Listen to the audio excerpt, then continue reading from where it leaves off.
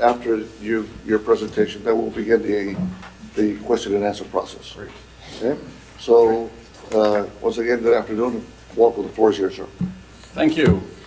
Again, once again, good afternoon. Thank you for allowing me to be here today. And I want to say something as well. Thank you to staff for assisting as well. It's been a very professional process. I'd like to take, obviously, the time, the 25 minutes that's been allotted me to tell you about myself, tell you about my story. You have my resume. I know quite a number of you, but I believe I probably know most of you, if not all. But what you may not know is who I am, where I come from, what I've done, and to answer, hopefully, some questions perhaps that you may have. My background, my experience, to lend itself to get to the answers of my qualifications to be the next city manager for the city of Laredo. So I want to start off by saying, obviously my name is Robert Alexander Eads. Curiously, people ask about the Eads name. That's my father's side of the house. Obviously, my family is Ballesteros, and my family comes from the Azteca neighborhood. That's where I spend my summers, my grandma's house. And so that's the place that I know, that's the place that I recognize. I was born in St. Louis, Missouri, though. I quickly got here as soon as possible when I was about 4 or 5 years old. I still remain and have family. My older sister and brother remain in St. Louis. My younger sister lives in Buda now, but she lived here in Laredo with me. Went through the public school system, went to Milton, Ryan, even Alma Pierce for a while. Ended up graduating from Nixon High School, so I'm a proud Mustang. That's good. Good. Started off good on there. Got a check mark on that one. Go Mustangs. And so, 1990, graduated Nixon High School. After I graduated Nixon High School, I went to what is now LC. I think back then I remember it being Laredo Junior College. You know, I'll be honest with you. I think I probably got quickly bored, just in you know, being so young, and so I decided at that point that I would look forward and move on and serve my country. You know, I don't come from huge means. My family's very humble. I quite honestly continue that way in my life. So I use this opportunity to serve my country and also obviously benefit me, my family, and give back and learn some things, because quite honestly, being that young too, I think I needed to get a straight head on me. And I was blessed to be able to go into the Marine Corps in 1993, where I worked in intelligence and lived mostly on the East Coast of the United States in Jacksonville, North Carolina for about 3 years. Trained in Florida, Pensacola, San Diego, but stayed stateside. While I was there, during my tenure in Jacksonville, North Carolina, on base at Camp Lejeune, is where I began or continued my education. I worked 12-hour shifts, and so I worked 3 days on, 3 days off. And while others went out and did whatever single young Marine would probably end up doing, I went to class. And so I was able, within those 3 years, to get about 3.5 years worth of my bachelor's degree completed there on base. When I left the Marine Corps, which I just chose to move on from the Marine Corps, I was honorably discharged. I look back fondly on that, but I left 5 or 6 courses on my bachelor's degree. And so I quickly solved that problem on how I'd be able to do that. I completed my bachelor's degree, and that was part of my educational background. And I'm going to give you a little insight. So if y'all remember Mr. John Adams from LDF back then, I had very good relations with him when I was younger. And he instilled in me something that he always told me: education is going to be the key to your success. So always keep trying to attain that. He went on and moved great things, did great things, is doing great things. He went to Florida and whatnot. But I promised him that I would do that. because I thought he was right back then. I knew it was a difficult process, but I wanted to do that anyway. And so when I moved on, first of all, as I got my bachelor's degree, but then when I moved on and got my MBA, the first thing that I did was find out where John Adams was. And I sent him a copy of my MBA. And I said, promise kept.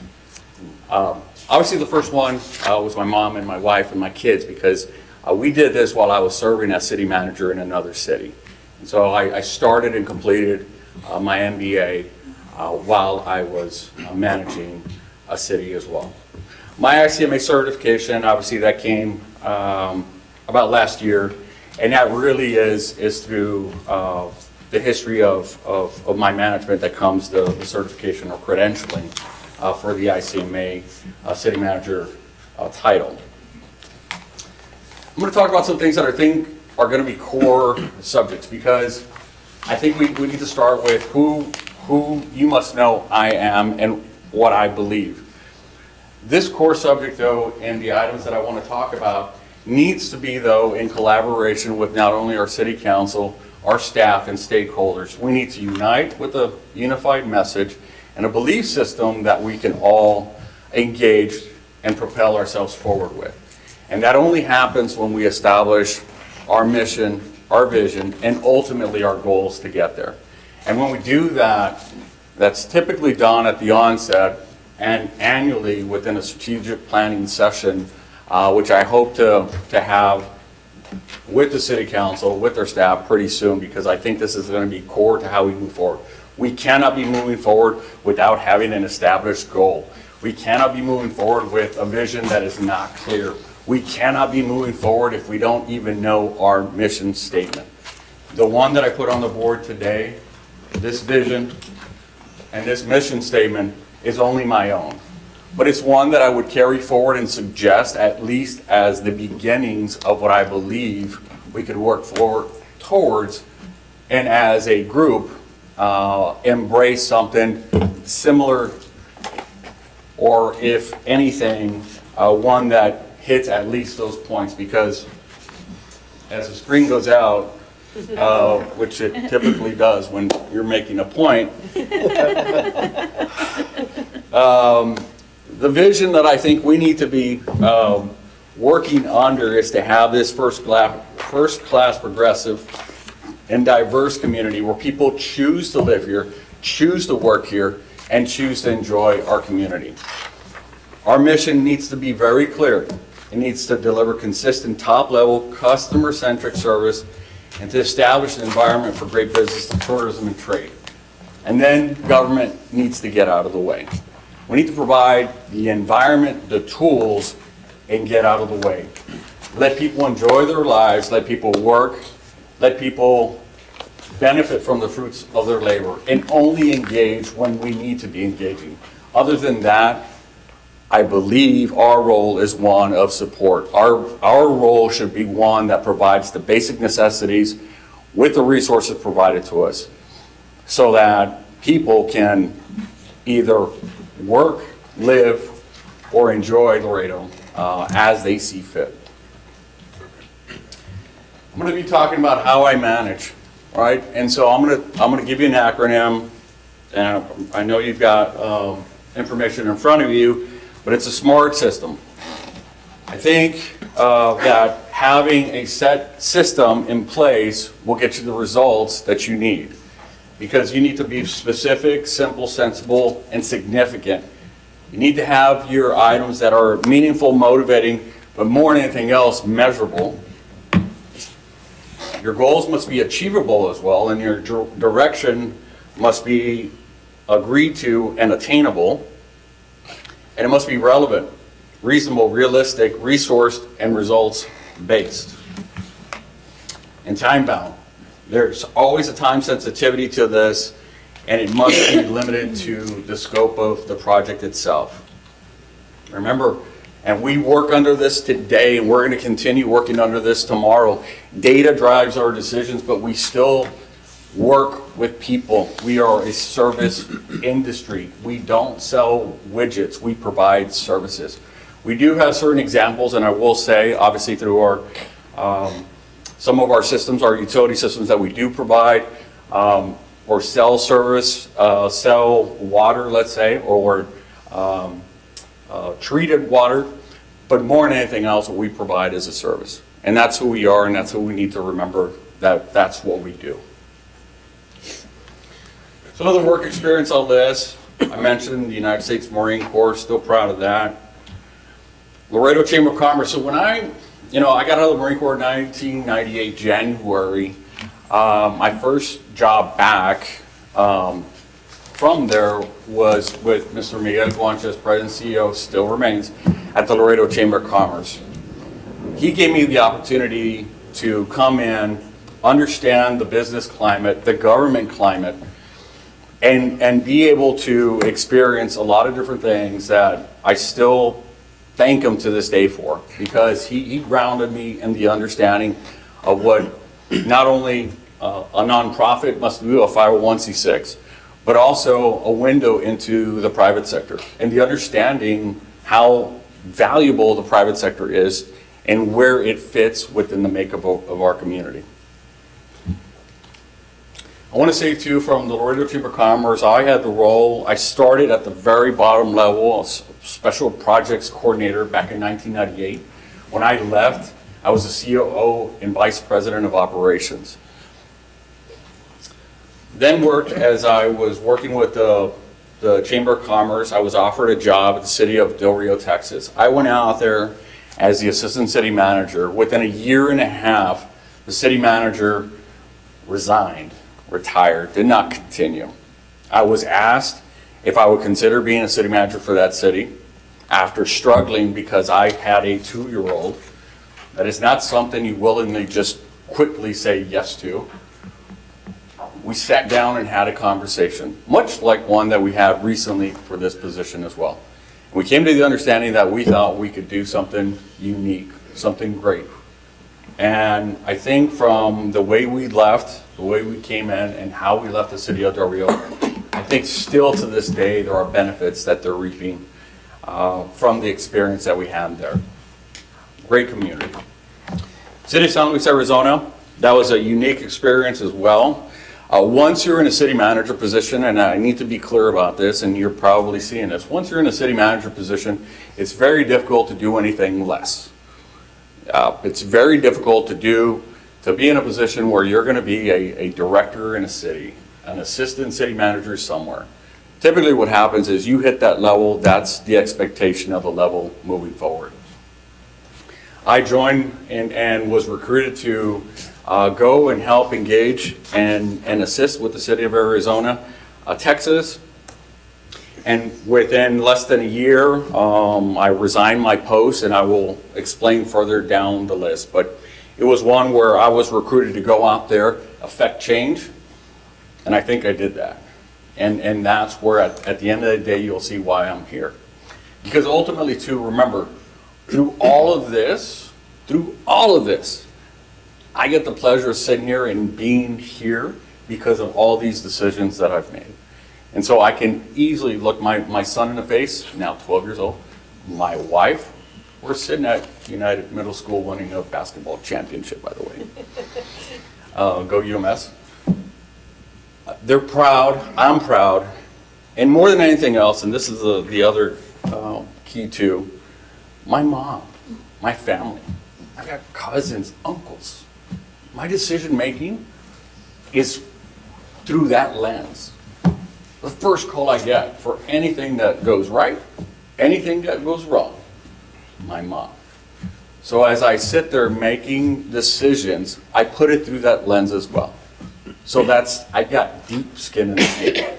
That's why I say my application here is entirely personal, very personal, because my mother will not be moving whenever my tenure would end. She will continue on. My cousins, my uncles, my family will remain here. So it's in my best interest, my family name, to be able to do the very best job that I can. I think I'm doing that today, and hopefully I can do it further as a city manager as well. And obviously with the city of Laredo, Texas, I came, I worked From the Chamber of Commerce, if you see my resume in 1998, after the Chamber of Commerce, I came to the city of Laredo, started what is now our 311 system. It's a customer service coordinator position that started in the 3rd floor. Crazy idea by Laredo Alina saying, we're going to be taking all these complaint calls, we're going to centralize them, right? And we're going to send them off and make sure they're complete. I said, that's crazy. There's just no way we'd be able to do that. We get tons of calls. Now through technology, it's as simple as picking up your phone, dialing 311 and getting it done. Back then, it was literally getting the phone calls, literally writing them down, literally having meetings with individuals to get these projects complete. But we did it. Then I worked and was asked to go and help to be a public relations guy for the Metro. So I experienced that piece as well. And then of course here comes Miguel Conchas. Robert. So I went back to the Chamber of Commerce. But I had my taste, I had my experience, and that's where I still hold many friends when I came back, which I just thought of this. Today is exactly 4 years that I hit the ground in Laredo, Texas. It's been 4 years since I've been back. How quickly time flies. As soon as I walked in, it's like a great pair of jeans, seeing everyone that I recognize and seeing the progress that had been made through a lot of council members, through a lot of tough decisions that have been made, through a lot of administrations. We're at the point where we're at today. It's a beautiful day. Couple things. There in Del Rio in 2011, I got there. I started as city manager in 2010. By 2011, I got a Innovations Award from the Chamber of Commerce there, and that was based on improvements that we made there within city government. We changed the way we did things. We used technology to bring in data and to be consistent and persistent on the ways we did things. That same year, the Hispanic side of the Chamber of Commerce gave me the Administrator of the Year award, and that was across the board, and that was private and public sector. So I was honored to get that.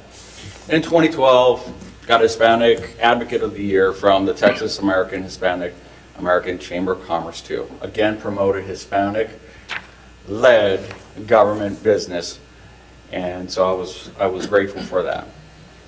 So let's talk about what we've done. And let me say this, because as I stand here before you today, everything I say is going to start probably with the word I. It really should be with we, right? Because every positive thing starts with we. Every negative thing starts with I. And I will say this as well. I'm currently, as you know, a co-interim city manager. There is another half to this equation as well, and that won't go unrecognized by me. So understand that I may be using the word I a lot, but there is another manager as well. And so I pay deference to that individual that joins us today, because through those decisions, I think we've been able to grow. But understand it's only for simplicity's sake that I'm going to be using the word I, because I'm the one standing before you today. I typically would be using the word we. And in a lot of places, I will be anyway. So this past year, let me talk about some of the things that we saw. We came on board, came on board, it was a little over a year ago. And so when we start looking at Laredo and how it's been growing, we've seen where there's been about 2,500 new jobs brought forth, 3% increase in hot tax, sales tax revenue up by 4.5%. It's the 16th straight year that we didn't increase the tax rate, understanding still that because of valuations, technically speaking, people do pay more taxes. We grew the fund balance to almost $50 million today, and we were reaffirmed with strong credit ratings by Moody's and S&P. We're going to bring to the City Council on Tuesday night a bond that we sold at a 0.35 rate. That's almost free money, and that's only through the leadership and guidance that starts up there and permeates through us here. And so that's going to be the type of thing that we're talking about today. On the business side of the house, we saw about 370 permits, commercial permits, worth over $200 million hit the ground. Issued another 4,000 permits of residential, about $170 million. 31 NEZ programs, which we're proud to continue and have as a tool in our tool chest for economic development. And in fact, are expanding the idea come Tuesday night again to be able to provide even more access to this tool for an even greater part of our community, which would be South Laredo. We established 30 new subdivisions with almost a little over 900 acres.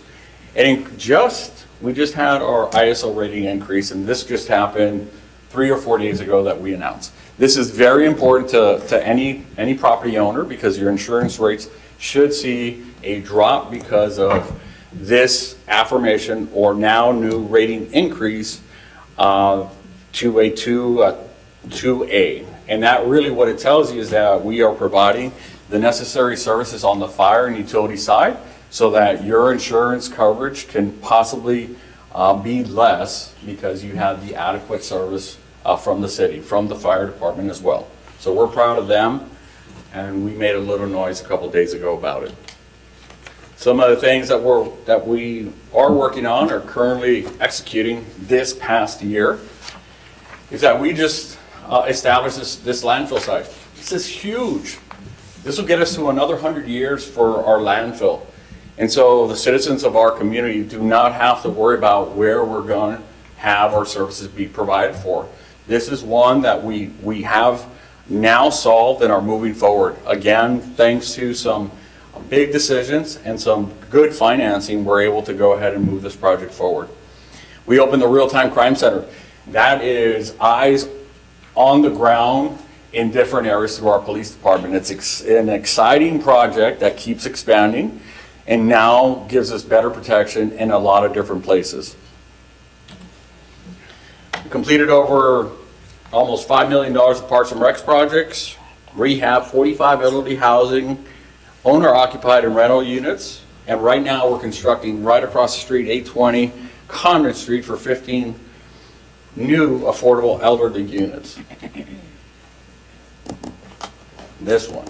I was going to put this in economic development. I was going to put this in other different places, but this is huge for us as well. In negotiating this service agreement, this contract for direct flights into Mexico is going to help do a lot of things, positive things for us moving forward.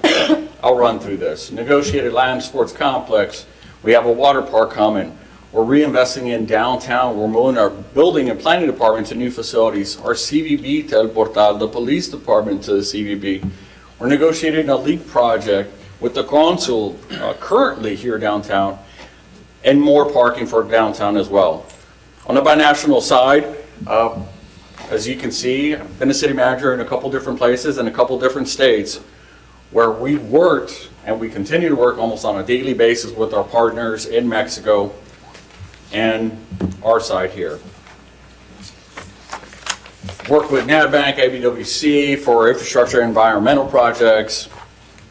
The legislative affairs currently, again, you know, we work either through our state, federal partners, currently gearing up to go to Washington in about 5 weeks, and so we're excited about doing that as well. That's just part of what we do. Work with our legislators in Austin and in DC. Coordinate the meetings, as we always do. Infrastructure, big thing. So we're putting a lot of work into the ground. This is not sexy stuff, but this is the hard work that must be done. And in only the water and wastewater system, we're looking at about $180 million in 5 years and 102 in just this year alone. $2 million going into water and sewer replacements downtown. That's why you see the streets the way you do.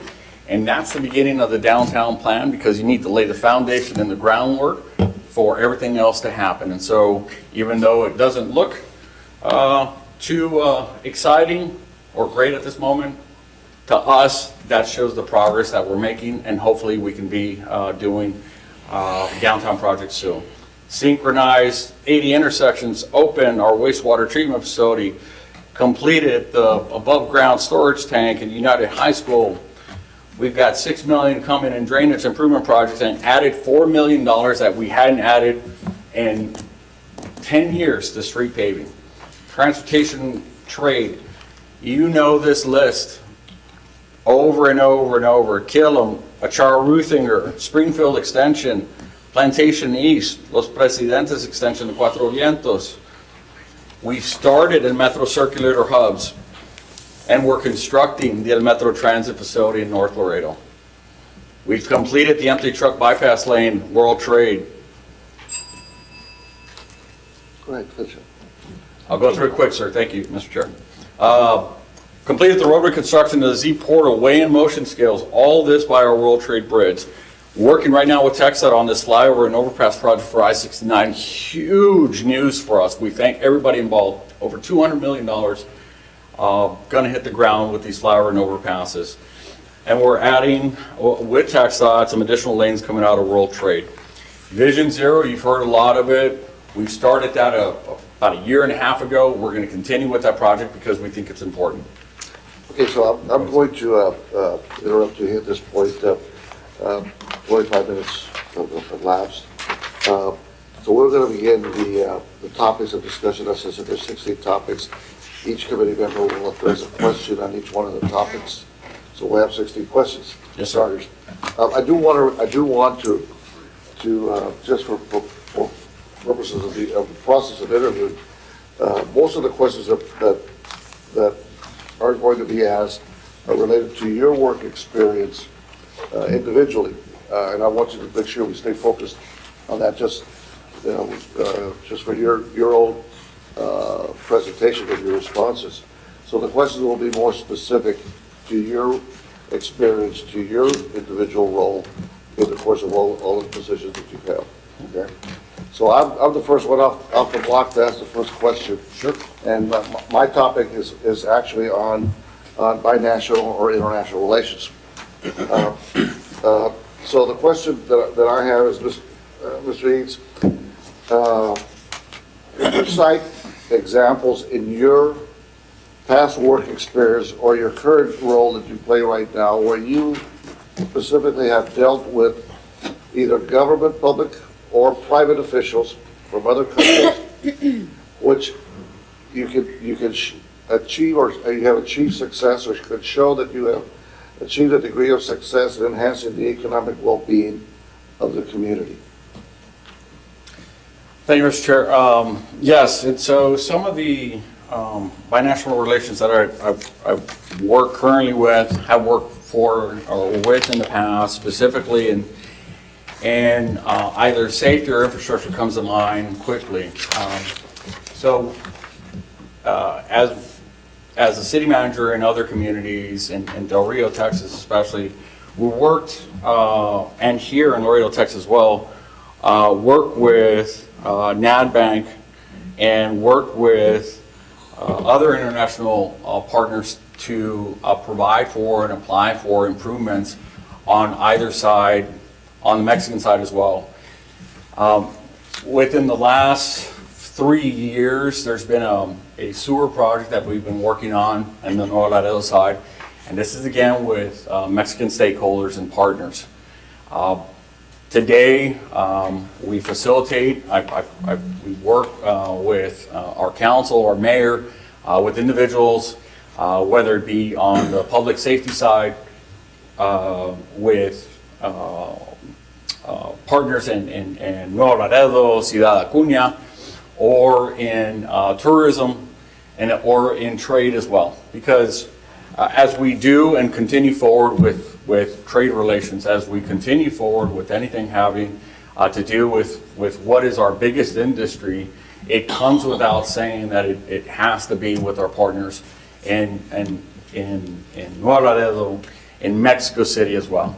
And so I've been on the plane quite a bit with the mayor in certain instances here, as one example, with the direct flights into Mexico City.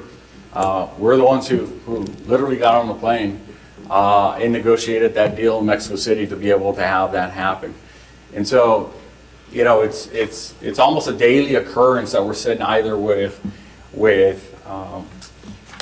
elected officials from our Mexican partner side, or with agency officials from our side, their side. We just had last night backups on the Mexican side in one of our international ports. And so that engagement that we have on a daily basis, the unfortunate safety issues that are pervasive right now in Laredo, we have been working through with our own police department and intelligence community to be able to assist on if at all, on their actions in Laredo. And so for us,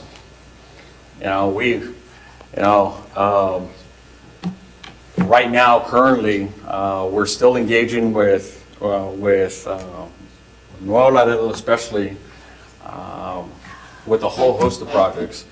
I'll tell you the biggest issue that we're working through at this moment is probably still surrounding safety, security, international trade in our industry because of the current conditions that are happening and our numbers that are dropping, which are our non-commercial and our pedestrian numbers. And so we're trying to work through that to see how we can better engage to bring those numbers up, because at this present time, we're not seeing any relief. And so we sit there working across the table from our partners to be able to better our situation. Yeah, and I think I want to just, for purpose of just being clear, in the questions that we're looking for is questions where your experience, has added value to the communities that you've served. And I know that you have experience in other communities and you have experience in this community, whereas a team, or as you said, you've been able to accomplish this. I'm specifically, and you alluded to one specific, I'm looking to hear from you whether you specifically were part of the process. What did you do if it was, let's say, the flight, airline? So to get a feel for your role and how you see your role, and if it did contribute, or if it was achieved or not, and what role did you play in that? Sure. So the experience that I've had for the last year, if we need to remove that, that's going to be rather difficult in trying to explain. I will definitely do that. We've taken those roles as we've been provided those, but understand as well that even prior to that, being here for 3 years and then past that, as assistant city manager with the city of Laredo before, as assistant city manager and city manager with another city as well. And so, sitting here again, trying to see where I've had an opportunity to solely be the point on a couple things, it would be by decisions that we've made internally, so that I'd be able to do those and not a co-interim. But then as an assistant city manager, the format that lends itself is, bless you, the city manager takes lead. I haven't been a city manager for the city of Laredo. I have been with other communities. And again, in working with Ciudad Acuña and partners in Piedras Negras and Eagle Pass. And those are projects mostly driven by NADVAC, and those were directly driven for improvements. And whether it was on the environmental side or water, wastewater systems on both sides, being the key and lead person to be able to assist on our side for their improvements in those countries, in those cities. Thank you. So we'll be, Mr. White. Robert, neighboring cities appear to be excelling in the area of development, infrastructure, and growth. As the city manager, what do you see are needed improvements right now in Laredo, and what unique plan would you bring to improve development, infrastructure, and growth in Laredo?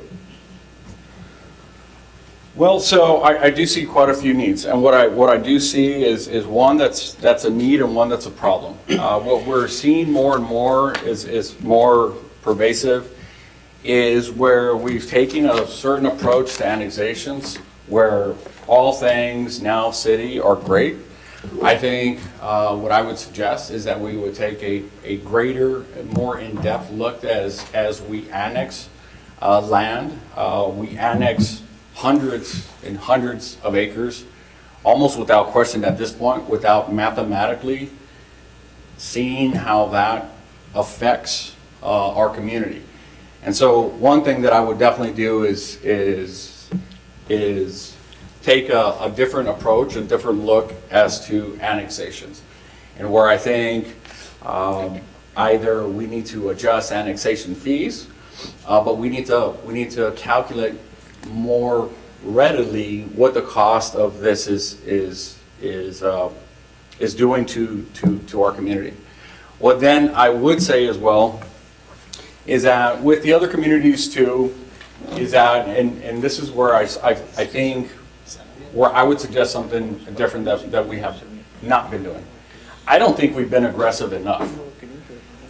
For whatever reason, I've seen that we've taken a stance that that's comfortable, perhaps. We're resting on our laurels. We're waiting for the bridge to bring us troves of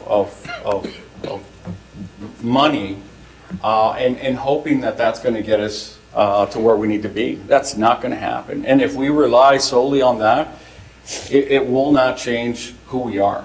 And so in all honesty, we need to change what we've been doing. We need to be taking bigger bites out of the apple and getting and investing more in our community.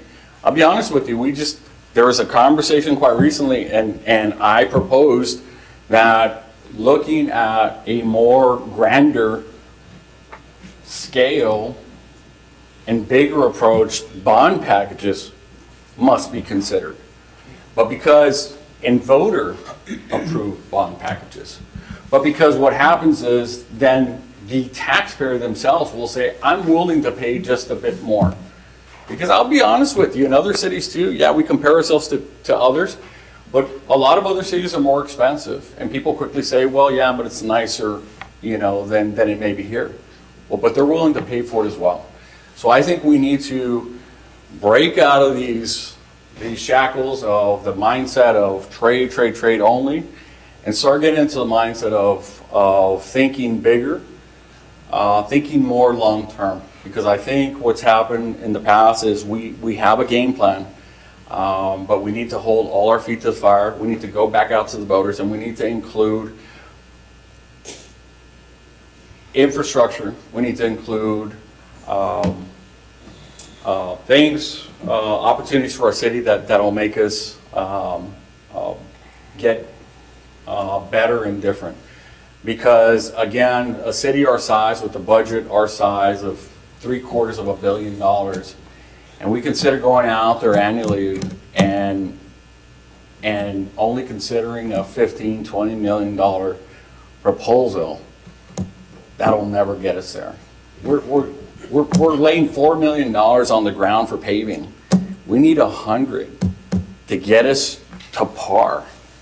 So while we appreciate what we've done now, we have to change this, turn it all inside out, and really start reconsidering how we're doing this, because that's the only way you affect change, is to do something that's different. And to me, scale is one that we're not doing.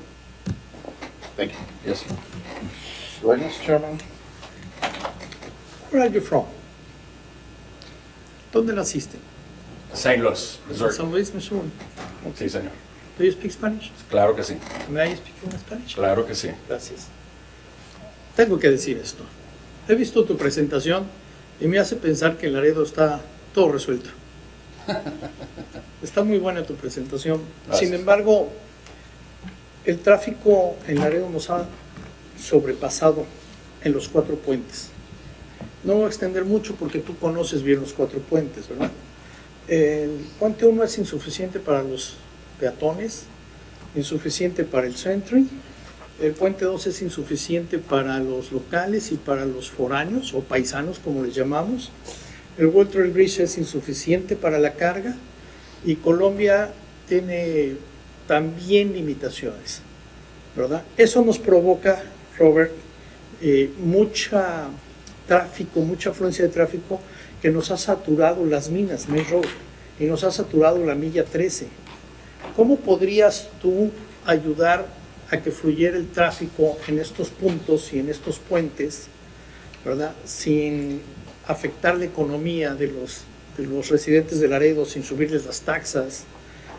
¿Qué crees que podrías aportar? Gracias, señor.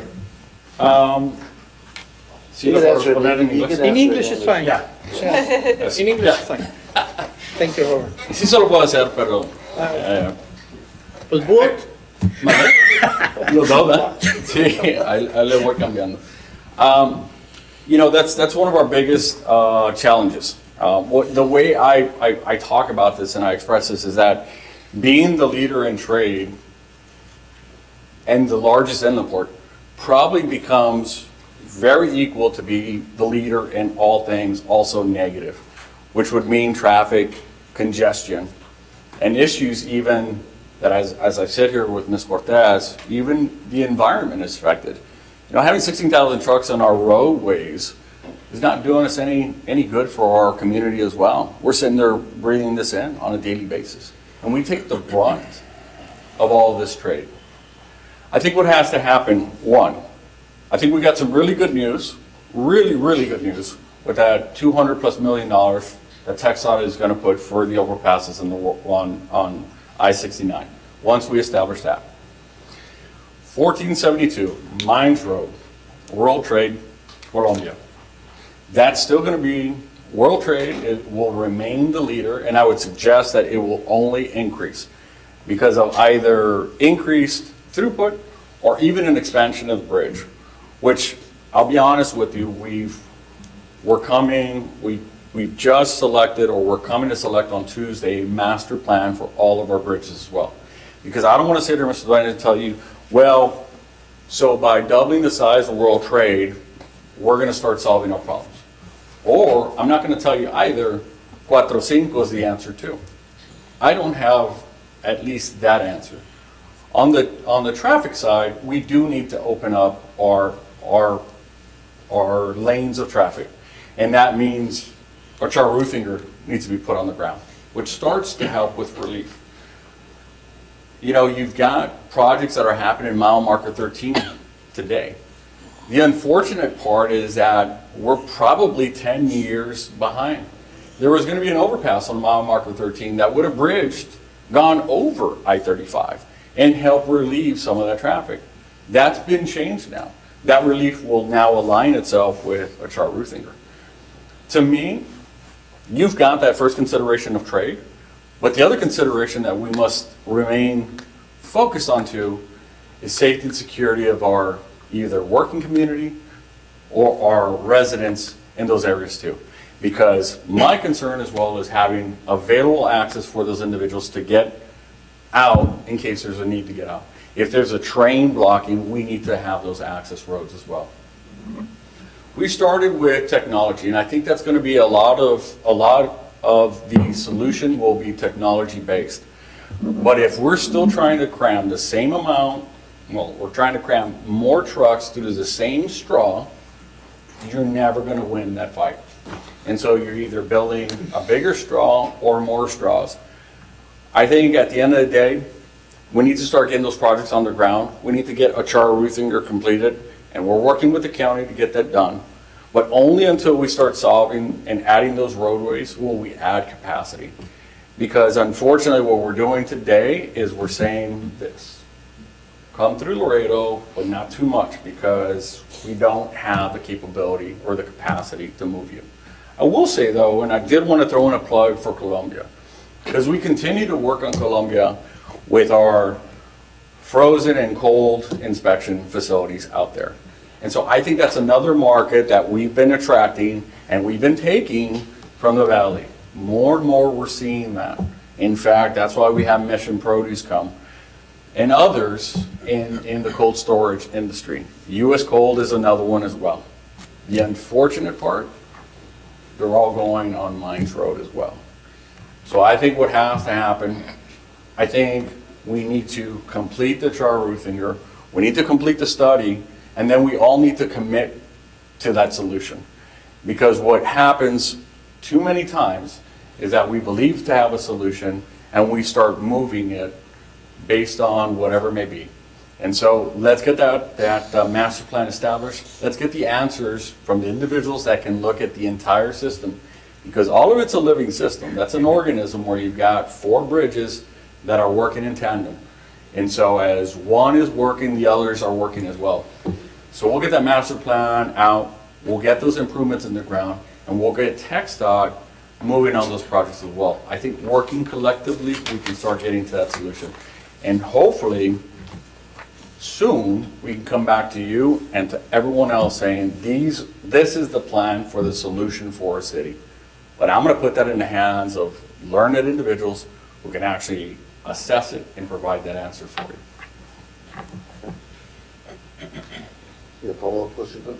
Yeah. All right. So Lopez? Thank you, Mr. Chairman. Thank you, Robert. Yes, sir. Thank you, Robert. Gracias, señor. Robert, as you know, approximately 35% of Laredo's population is uninsured, meaning there is no access to insurance whatsoever, no Medicare, no Medicaid, no private insurance. What have, in your experience, done that has helped the uninsured population increase their access to affordable health care, both on the inpatient side, hospital admissions, et cetera, and the outpatient primary side of health care?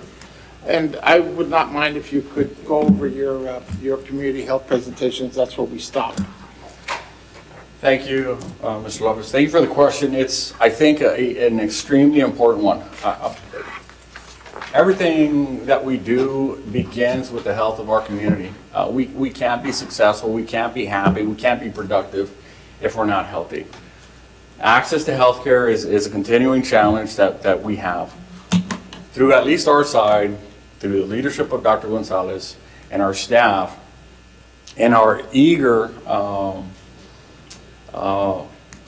will and want to work with our private industry partners, we've continued to go towards partnerships and solutions. We just recently had an agreement between us where collectively we can see more doctors come into our Laredo system. I think any doctor, students, people who are interning that can be able to provide that much needed healthcare access is going to be a benefit to us. And to answer some of the question to give you some of the answer from that question from the community health side, at least for us, one of the big things here is hitting the ground and completing the projects. This WIC center that had been in flux for quite a while and not completed, we completed it and opened it to the community. That's providing a huge benefit to not only people in South Laredo, but to citizens as a whole. I mean, people just need the ability to access it. I don't have to tell you the need that's out there. And so for us, what we've been able to do is assign dollars towards that. And we're going to continue to do that. And so I think to try to answer also is through partnerships on our part, through assistance that we can get either through the state level or federal level as well, that will seek state or federal dollars to be able to work through grant dollars in the services that we can provide. Because that's key. As I sat waiting in that room, I got a text from the mayor. And the mayor says, just got a report, we're the second unhealthiest city in the United States, right? I'm not too sure I agree with where the information is coming from, but I do agree that we don't have a healthy community at this point. And a lot of it is who we are, unfortunately.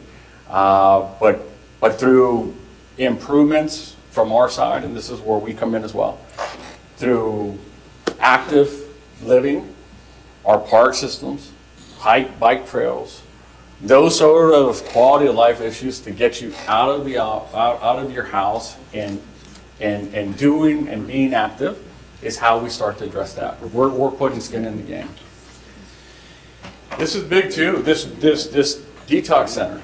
So this is one that we continue to work on today. So we have an active collaborative MOU with the county to be able to establish a detox center. That has a lot of moving pieces, and there's a lot of energy behind us. And for us, it's figuring a way, how do you find dollars to put away for this project? And that only comes through the budgeting process, and that only comes through prioritizing that. And that's what we've done. That's what I've done, that's what we've sat down to do, and we put money towards this facility. Again, working with partners, I mentioned it, Gateway, of course, Mercy, doctors. We continue to see these opportunities pop up. It's still very expensive at this point. And for us, if we're able to be that conduit of local assistance through opportunities where we can open those doors and have people gain basic services from us, we're going to continue to do that and keep adding those services as well. We got a great team working on it. And just as an example, when we had these individuals coming, the migrants, the flow of migrants, we were tasked, Laredo was tasked with seeing 15, 16,000 individuals. And so just that basic service where we shifted focus and provided this sort of assessment is the kind of stuff that we think is important. Because these individuals that were coming, that were crossing our borders, were then migrating into our community. So, our concern is to make sure that not only are they safe and healthy, more importantly, our community and our citizens were as well. And so we provided those assessments too. Mr. Chairman, I have one more follow-up question for Robert. We have one of the state's highest health professional shortage area scores, meaning we simply don't have enough physicians or other healthcare professionals in our community. In your past experiences, what have you accomplished in the recruitment of healthcare professionals to your city, Del Rio, San Luis, here? In Del Rio, it's United Medical Centers, the FQHC, or Methodist Hospital of Already. Yes. Regional. Thank you, Mr. Welcome. I'm sorry. So that's an active recruitment process. As you know, as you mentioned right now, the shortage is so great that communities are out there struggling to incentivize and entice professionals to come to their communities. In other areas where you've got even smaller communities of fewer means, communities of 35, 40,000, it really takes a team effort where you've got the local government, which is, the city and county, combining with the economic side of it as well, the chambers of commerce, and to be able to have those outreach and those commitments when we do try to bring in these doctors. We currently do that here today. We've done it for many years. I've helped do it with the Chamber of Commerce because that's a process that we go through on a continual basis. And unfortunately, it's only getting bigger, where the need is getting greater. And so specifically, I've been involved with those sort of recruitment processes where we've had to sit down as communities and say what we're all able to provide to be able to entice individuals, good, smart, qualified individuals to help communities. And so being a part of the process, whether it be through the city side or through the Chamber of Commerce side, been doing that. I wish I could stop doing it because that would mean that we'd have enough doctors someday, but I don't see it happening. But we, with our school systems as well, is where I think it all starts as well. And so if we can change the conversation where we're actually training some of these physicians coming out, and before they migrate over to somewhere else, perhaps we can start providing that schooling component here with whether it be UT or another university or college that would help with this. Let's go. Mr. Eads, my question has to do with ethics, and I know that in your presentation, you were not able to get to that portion of your presentation, so please feel free to touch on it. Great. But my one question to you is going to be, what are your guiding principles as they pertain to your morals and most importantly, your ethics, taking into consideration that there's a difference between the two? Yes. So I'm glad you brought this up. I'm always eager to discuss this, and I can tell you again, as I've talked about it before, in all honesty, the reason why I'm here standing before you today and got here 4 years ago were for some decisions that I made, that our family made, that we could have done differently, but to this day I refuse to think I did wrong or did incorrectly. Because I can tell you, I can look at my 12-year-old in the face without question. I'm proud of how we've come to where we are today. And let me go back and explain. So let's go and have a conversation about ethics. City of Del Rio, Texas. Now let me back up just a little. When I start as a city manager in a community, this is what I tell staff as a city manager. I will be fired for something I do right, not for something I do wrong. It's which right you pick to stand on. You rarely have managers who, with 20 years, 30 years, retired. That may be the case in certain instances. Typically what happens is you get to a certain point with a certain decision that your compass says you don't move from. This is who you are. This is ingrained in you. This is how I got brought up. I've had excellent teachers. And I talked to her this morning, and she's at home probably wondering how this is going. I had better or good teachers within the Marine Corps as well. So that teaches you another set of values as well. But let's go to Del Rio. So in Del Rio, what I found, unfortunately, after being a city manager there for about 4 years, is that there were some problems with the police department. There were some problems with the inventory and their evidence room. And this is the way it looked. When I found out, as the manager, of the issues that I perceived to be not correct, I called the Texas Rangers, and then I called the mayor. And when I called the mayor, I said, hey, Mayor, so by the way, I just called the Texas Rangers. They'll be here tomorrow morning. I believe we have an issue. So in the way all of that ended up working was there was an investigation into the evidence room, 100% inventory was made of it. Quite a few hundred pieces of evidence ended up being missing, 599 to be more exact, including money, drugs, guns, and whatnot. Okay. So at that point, there were quite a few police officers within the department. Mind you, I have no family, no friends, well, quite a few friends in Del Rio, but no family there. So as I'm taking this charge, and as I'm seeing this, I know this is where this path crosses.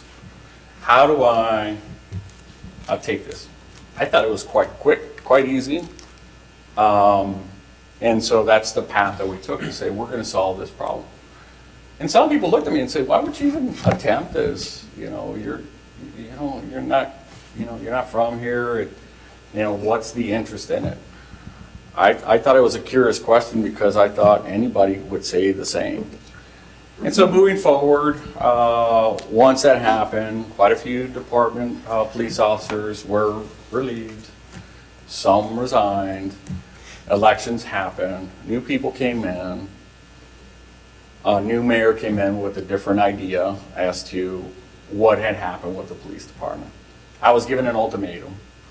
Go to the back room at a city council meeting, one of the first two, July 26, 2015, anybody can watch, and resign. Or sit out here in front of a crowd, including my wife and 2 or 3-year-old son. Not going to the back room for anything. I said, if there's anything that needs to be discussed, I'd love for you to do it in public. And so at the end of the day, it is what it is, and I know what city manager's charge is. I know if there's a change, I would accept that. But I refused to resign, and I had them make a decision with whatever they thought was correct. I went home that night, and I had to explain to a 3-year-old what being fired meant. And so he understands it now. He didn't understand it at that time, because we had to leave that community that he knew and grew up in, and where he knew no one else. That's still real. San Luis, Arizona. So I was called and recruited to San Luis, Arizona, and to come and affect change. We want a city manager to come in here and fix things. Things are bad, things are wrong. Come and fix them. Okay. So went out there, started doing my work, found some things I could not live with. Found a parks director of mine who got a DWI, did not tell me, for a week. Was driving around with an expired license, driving around city employees, and I knew I needed to discipline. I received a phone call from certain individuals at the highest levels of city government saying I would not do that. Come to find, it happened to be the mayor's campaign finance director.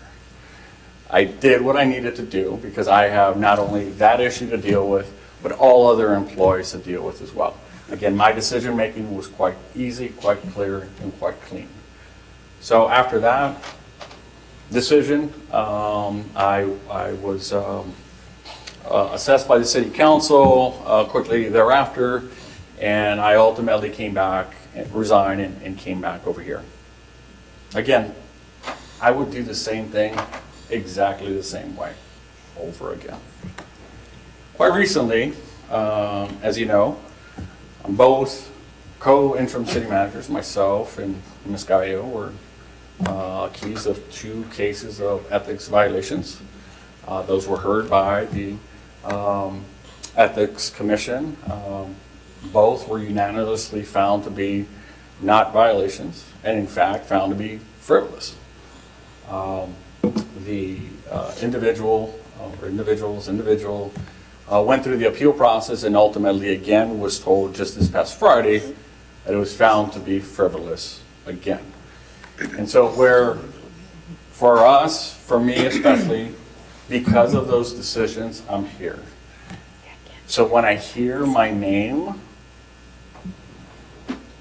being used and abused in a way that is disparaging without knowing who I am, what I've done, and why I'm here, it's very difficult for me to just sit there and listen.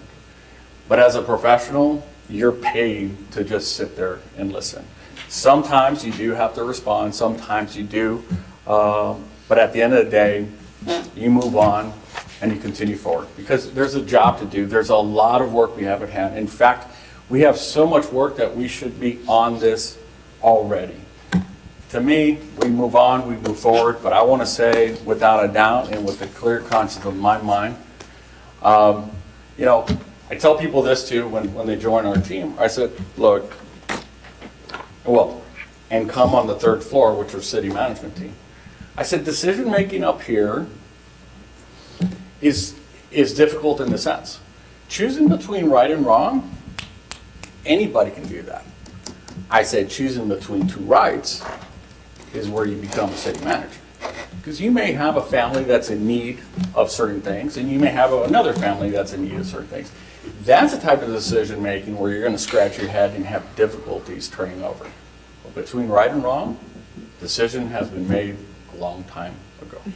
So that's where I am, and because of those decisions, I'm here today. 4 years ago, I left Arizona. I was blessed to come back to Laredo, and I continue to want to serve my community because as I've told people, as the Laredo Morning Times printed this morning, I'm proud to be from here. I'm going to continue to be proud to be from here. So I understand the issues of choices made prior to me being here, But I just don't know how I would carry those choices to me now. And so all I would ask, and that's why I'm thankful for y'all listening, giving me the time at least to interview. Ultimately, the council's going to make a decision, and you know what? They have every authority to make whatever decision they want to make. And you know what? I'm going to be very good with whatever decision they make.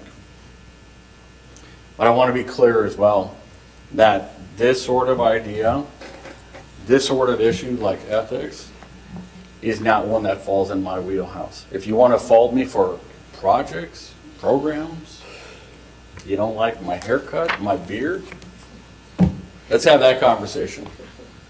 But if you want to start throwing my ethics, then we're going to have a little bit of a conversation. Now, I'm glad you gave me this opportunity to at least clear up some of those questions. So I thank you, Ms. Gaylor. Thank you. Thank you, Mr.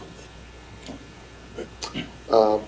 Mr. Rodriguez, and I just want to remind both the committees that we've got, we're halfway, and our time is we only have an hour and a half, we're up to 2 hours. I just want to make sure that the questions are all going to be covered by all topics, so. I think we only have, Okay. like, we have about 40 minutes, 50 minutes left. A little bit more. Because Go ahead, we're Mr. running out of Rodriguez. discussion. My topic is on the subject, or my question is on the topic of economic development. We have a private sector organization here in Laredo that you're familiar with, the Laredo Economic Development Corporation.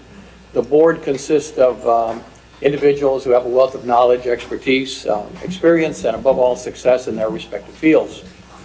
These individuals come from banking and finance, commercial development, international trade, warehousing, transportation, the medical field, oil and gas, utilities, hospitality, attorneys, and the local media. These individuals work with a passion as volunteers to promote economic development and prosperity for our community. I personally feel that as a city and that past city managers have not done enough to get close to this organization or other outside organizations that work specifically on economic development. Opportunities that have been presented by the LEDC have been delayed. Many times they don't get responses. And in some cases, there's been no feedback at all. In your present or past roles, have you worked closely with organizations such as the LEDC? What are your thoughts about these types of organizations?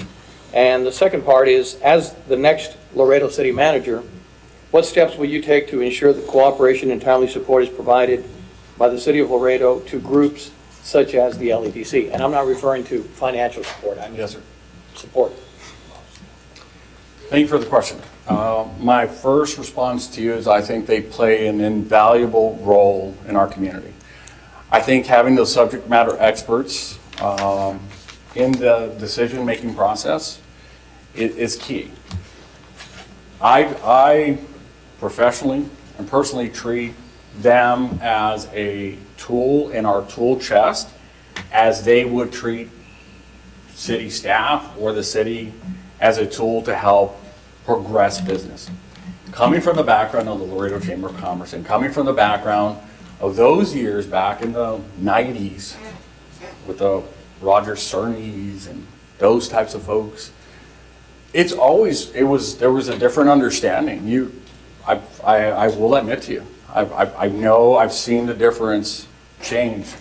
As I've gone and come back, there has been a noticeable change. I haven't pinpointed what it is exactly. I know the board makeup remains strong. The quality of the board remains very strong.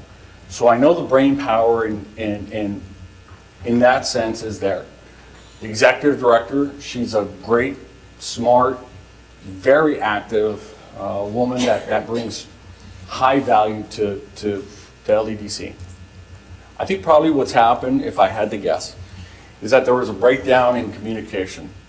There's been a breakdown in probably trust. There's been a breakdown in the process of how things could work and should work between organizations. Because even with the city, there are other partners too that I think need to be just as combined with those ideas. One is right across the street. I mean, I've been waiting for that day when we get the phone call that they're going to be actively engaging in a lot of these economic development decisions. They have their own challenges, and they have elected bodies, and they have administrators, so I don't get into their business. What business I want to get into is that it's an inclusive type group.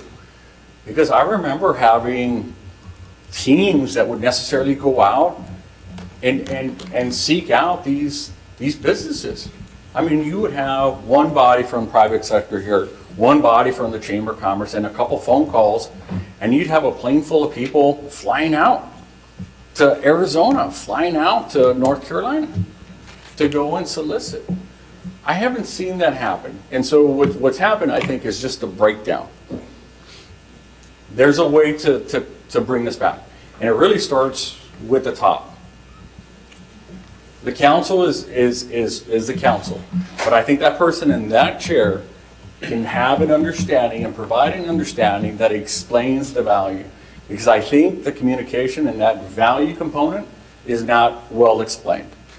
And I'll leave it at the staff level because I can't speak for a city council. But I think perhaps maybe we haven't conveyed that value for them as well. We don't have the necessary meetings that we should be having. We don't plan the way we should be planning. So I would say, if I'm in that chair, if I am the city manager, there would be continued support. And not just the support that we've typically seen where there's a check for $565,000 or whatever it is every year. That's one piece. But in all honesty, we stood up our first economic development department. It's unfortunate we've had that line item in the city of Laredo for years. We just never filled the role. And so I think that bridge with LEDC, Chamber of Commerce, County, LC, TAMU, we should all be combined. And so I pledge to you that that would happen. The conversations would be different. And the process would be established on how we move forward from both ends. Because a lot of the times too, what happens is we get opportunities that are presented to us that perhaps we would be able to have LEDC engage, whether because it's through a third party arm's length relationship that we must have, or an opportunity that we saw or they came to us before LEDC. So establishing communication line, establishing the process, and a team working just on that is going to pay a lot of dividends. And I don't think it's rocket science. I honestly don't think so. I think it's just going to take a little bit of muscle to get the train back on the track. Everybody understands that we're all valuable partners in this, and that without one of us, it doesn't work that well. Because in other places, it does. Will you be willing to flex that muscle? Well, and I'm going to be honest with you, I'm glad you brought that up because this is what I've been saying too. And we just had a conversation because we're talking about logistics for Washington. So we have a lot of political capital and muscle that we could flex, right? You don't want to go out there and just be flexing muscle to flex muscle. But there's opportunities in that to say, leverage what everybody's earned. It's been decades. You all can leverage that. Yeah. So go ahead, Mr. Brothers. Thank you. Mr. Hernandez? Thank you, Mr. Chair. Mr. Eads, if you'll turn to your slide on public safety and collective bargaining, that's the area that, or category that I'm going to ask you about. And what I'd like to know is just if you would share your experience in managing police and fire departments, both non-civil and civil service, unions, PACs, and collective bargaining, your experiences in managing those types of engagements. Thank you. Yeah, so I think this is key. I just on my desk last Thursday received the engagement letter for the Laredo Police Department to begin our collective bargaining discussions that are upcoming. So it's very timely you bring this up, but it's very important as well. Seeing that our budget, almost 3/4 of our budget, take 60 to 70%, is going towards public safety, it's key. So in talking about how I've professionally engaged with public safety collective bargaining. So in Del Rio specifically, they use a system, they used to use a meet confer system, which is one that the public safety department meets literally and confers with management on their needs, but there is nothing that is required of either party to produce. And so, which is much different than collective bargaining, which is Chapter 143, and it's very well established and laid out. So in Del Rio specifically, the police department went out, got voter approval to go to a collective bargaining system. And so as I'm the city manager there, worked to establish the first collective bargaining agreement for the city. It was a 3-year deal. And so if police is listening, so this is what the deal looked like, right? 0 in soft pays, right, all these ad pays. First year was a 0%. Second year was a 1.25. Third year was a 1.25. So out of 3 years, it was a 2.5% increase to the police department. Not saying that's what it's going to look like for our current engagement with our Laredo Police Department. But that literally is the culmination of sitting through, looking at documentation, being very transparent with your economic conditions, the abilities of the cities. Because this is what this is going to look like. This is the way I'm going to deal with this, is to say, if we're looking at funding at this level, which we're not at today, where do we take to be able to provide that funding level? So we could easily shift over a 3%, 4%, 5% cost of living for you guys, but where would you suggest that we pull that from? Is it public safety? Is it health? Parks Department? Is it health? We would have to reprioritize this, right? The idea that unfortunately happens, or what happens with collective bargaining, is that to take anything off a deal is going to cost you money. So the most unfortunate part is that what we're seeing today on an agreement, and any suggested change would cost the city money. And so it's going to become a very interesting conversation moving forward with this current collective bargaining agreement. And this is one of the main reasons why I suggest and hope that there is a decision either way on a manager, because these are the types of decisions, these are the types of negotiations which really lends itself to have a lead person and a unified understanding and voice. I've worked with officer associations. I've worked with fire department associations. CLEAT has its benefits. It's a great group. And what's great about them too is that they already have a set system and process. They do that all day, every day, all over the state. And so they come in pretty prepared. Fire, it's a little different, right? So you got firemen who are experts, are all attorneys, and they're all 143 experts. So it's a little different the way it's done. What I think being open, transparent, and engaging will get you the results you need, because there would have to be conversations of priorities. And we just can't blindly turn around and give out percentage cost of living increases without knowing the true long-term effects of that happening. Because right now we are suffering from, and this is one of the unsexy issues, is our pensions. We have a growing concern, an ongoing concern with our city, especially on the fire side, for the pension account. And so that is one that the city manager, we're working with it as much as we can, trying to fund it. The next city manager has a huge task, and to be able to start addressing this concern that'll be on the books of Moody's and S&P pretty soon if we don't start addressing the correct way. Because we just haven't been paying it any mind to any degree so far. And so if we're only funding it at 40, 50%, that scares banks. That scares rating agencies. And we need to get that in the 70s and 80s. And again, that's another commitment we would have to make.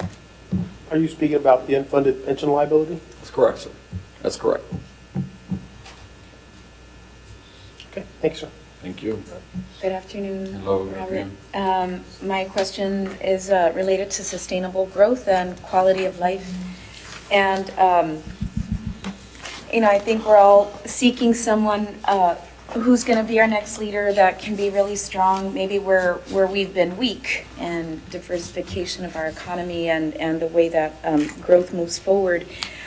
So one issue is smart growth, this philosophy about urban development that considers environmental sustainability, economic and social justice, and entrepreneurship, but nurturing a class of entrepreneurs and developers that really look at the needs of the community through the lens of sustainability. Things like multifamily developments, walkable livable urban spaces, vibrant green spaces, and a really robust, intense dialogue and discussion among partners. And all of this, that does require government buy-in. All that being said, I wanted to ask you what is your philosophy about growth and development for Laredo at this moment in time? And if you have any specific concrete experiences of working in a smart growth model or path? Sure. So my opinion, well, first, thank you for the question. I mean, it's one that I think more and more cities are having. The cost, as we discussed earlier with urban sprawl, is one that is not sustainable. So you get a person that understands that through infill development, through smarter development, you will start growing at the in the way that is the only way that's quite honestly sustainable.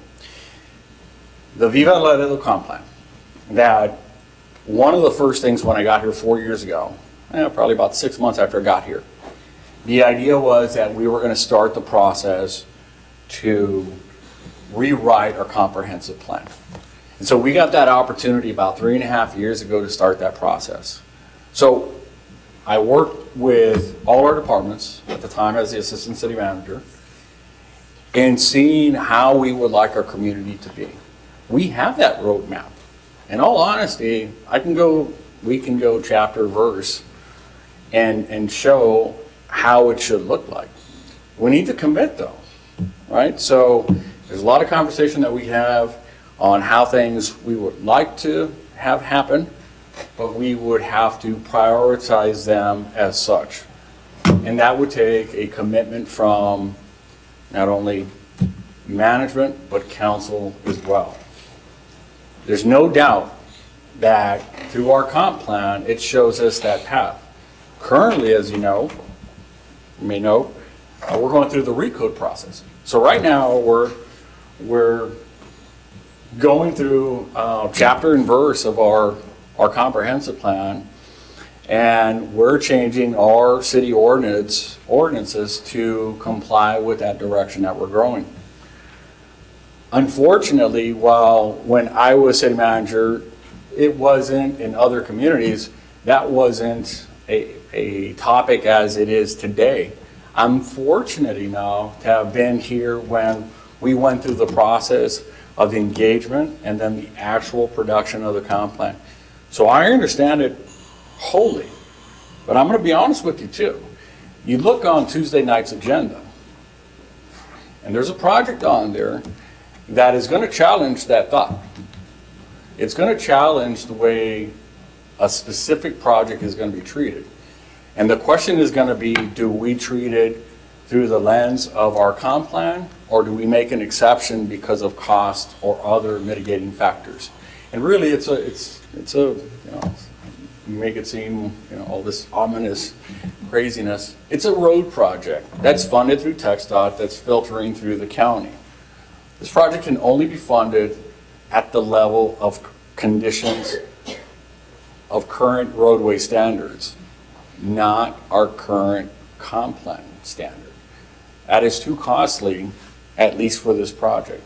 So the question to council on Tuesday will be, do you make an exception because you don't have the monetary resources to be able to build to that level, or do you not? What's going to be your recommendation? I'll tell you Tuesday. Come by Tuesday. I need to time this up, Mr. Chair. Now, the only way that I can respond to that is that we follow what we've committed to. And so until I see different, until I see a commitment from the council to change differently, we are committed to our comp plan. We're committed to what we all agreed to. If that's a conversation we want to have, let's have the conversation.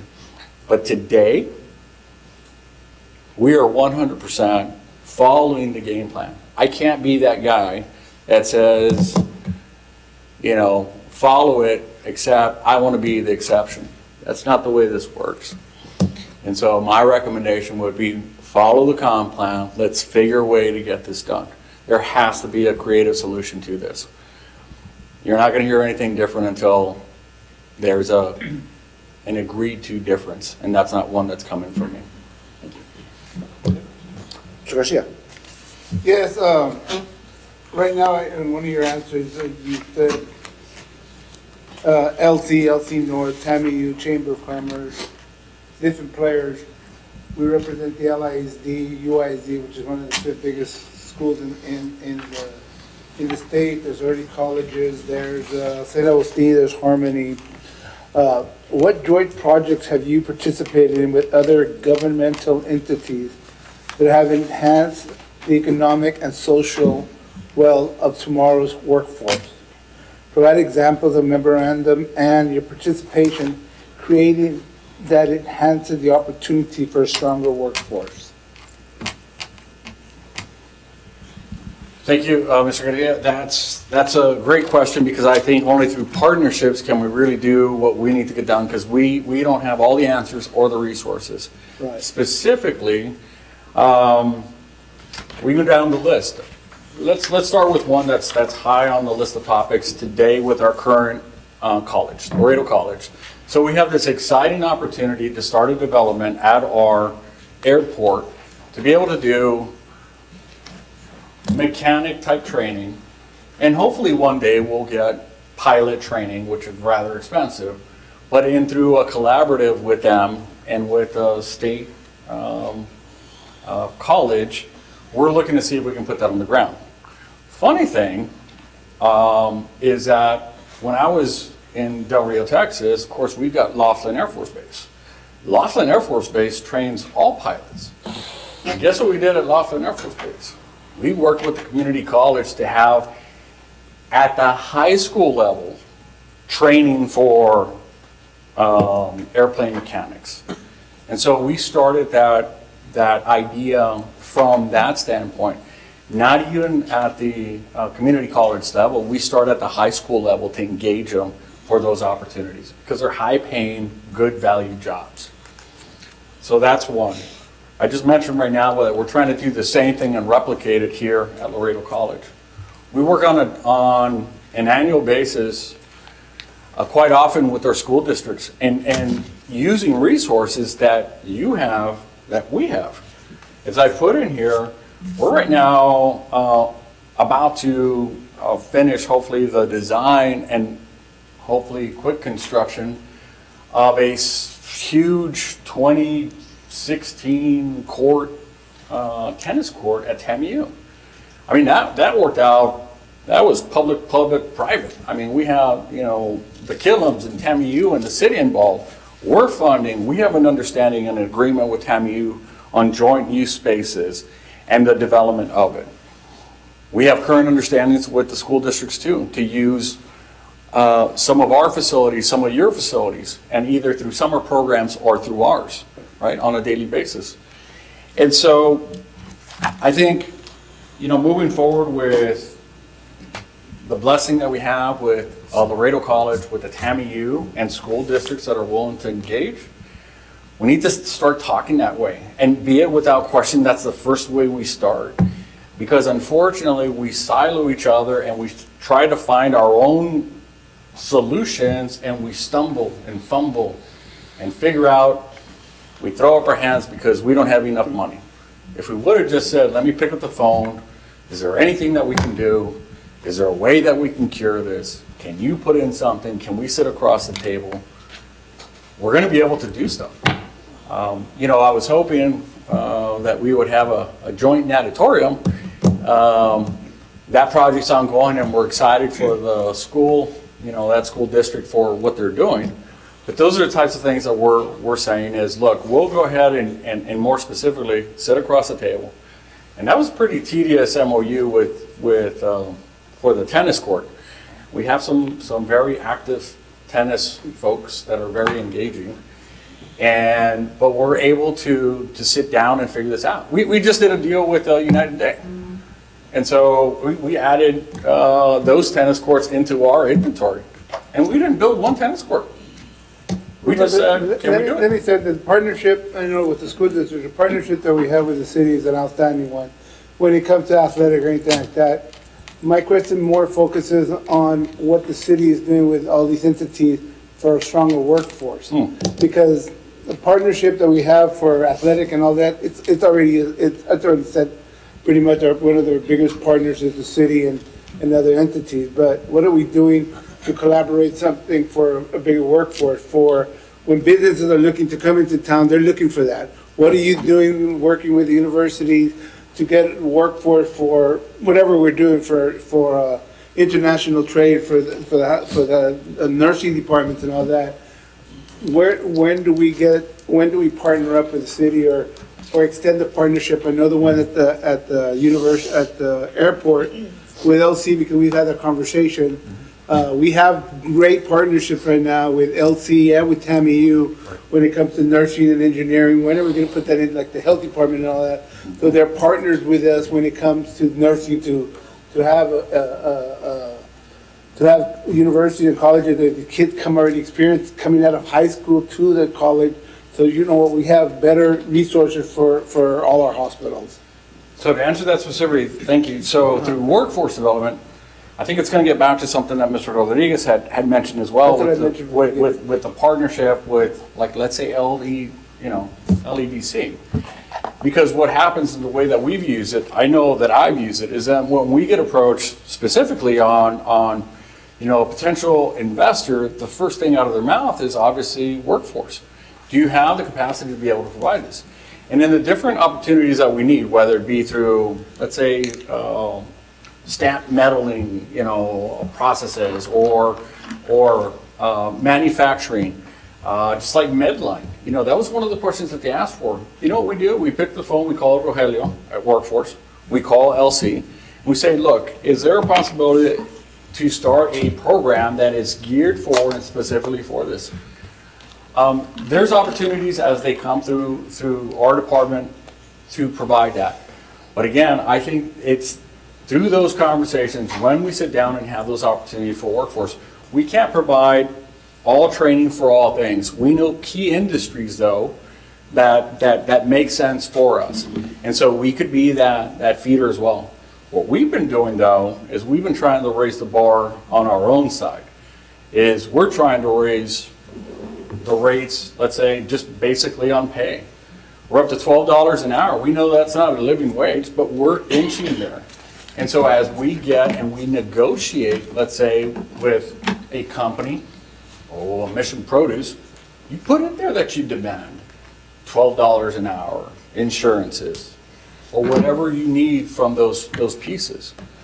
But what we do and what we will continue to do is have those engagement and opportunities, because when that happens, when that phone call comes and we sit down with the LCs and the Texas Workforce Commission and the people that want to invest, that's when we sit across the table and phone call to say, can we support 200 of X? And through, support with what we're doing with on a daily basis with our programs, that it ends up being that sort of system that we're using. Just leave it with that. Thank you. Yes.